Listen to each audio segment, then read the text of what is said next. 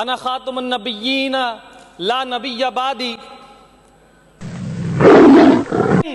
ہم اس نعرے کے پہرادار ہیں کہ ہمارے لیے سب سے پہلے نبی ہے۔ ہم رسول صلی اللہ علیہ وسلم کے عزت کے پہرادار ہیں اور اپنے جانوں کا نذرانہ پیش کریں گے۔ شکریہ جناب اسپیکر۔ اعوذ باللہ من الشیطان الرجیم، بسم اللہ الرحمن الرحیم۔ ہر ابتدا سے پہلے، ہر انتہا کے بعد ذات نبی بلند ہے، ذات خدا کے بعد دنیا میں احترام کے قابل ہیں جتنے لوگ، میں سب کو مانتا ہوں مگر مصطفیٰ کے بعد صلی اللہ علیہ وسلم۔ میں سمجھتا ہوں کہ اس اسمبلی کو یہ اعزاز پہلے بھی حاصل تھا، ایک دفعہ پھر آج اس معزز ایوان میں ان کا پیش ہونا اور اس پر ڈیبیٹ ہونا اور حضور صلی اللہ علیہ وسلم کی شان میں گفتگو کرنا، میں سمجھتا ہوں کہ پہلے بھی اس معاملے میں سندھ اسمبلی اور یہ معزز ایوان ہمیشہ پیش رہی ہے، اور آج ایک دفعہ پھر اس اسمبلی کو یہ اعزاز حاصل ہو رہا ہے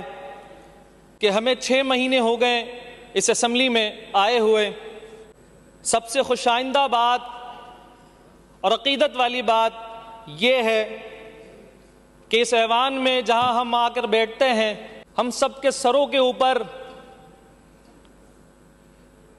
وَمَا أَرْسَلْنَاكَ إِلَّا رَحْمَةً لِّلْعَالَمِينَ اور اس سے آگے انا خاتم النبیین لا نبی بعدی، ہمیں فخر محسوس کراتا ہے کہ ہم اس معزز ایوان کے رکن ہیں۔ 7 ستمبر 1974 کو جب یہ تاریخ ساز فیصلہ ہوا، قانون سازی ہوئی کہ قادیانی دنیا کے بدترین کافروں میں سے ایک ہے اور مسلمانوں کے لبادہ اوڑھ کر دنیا کو یہ بتا رہے ہیں کہ وہ مسلمان ہیں، مسلمانوں کے خلاف دنیا کی سب سے بڑی سازش کوئی کر رہا ہے تو وہ یہ قادیانی گروہ ہے، احمدی گروہ ہے۔ اور جب ہم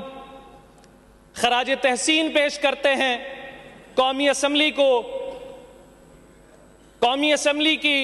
اس ڈیبیٹ میں موجود ان تمام علماء کرام کو، ان تمام معزز لوگوں کو جنہوں نے اس کار خیر میں حصہ لیا، تو وہاں اگر میں اس قانون سازی کے شہید ذوالفقار علی بھٹو صاحب کا یہ بہت بڑا کارنامہ تھا کہ انہوں نے ختم نبوت صلی اللہ علیہ وسلم کی پہراداری کی۔ گناہگار تو بہت ہیں، لیکن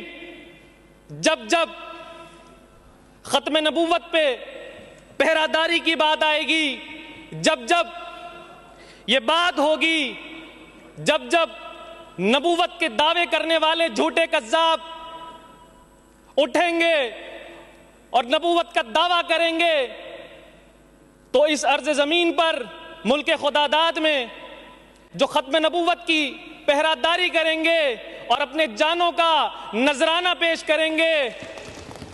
اپنے مال کا نذرانہ پیش کریں گے، ہمارے لیے اپنے نبی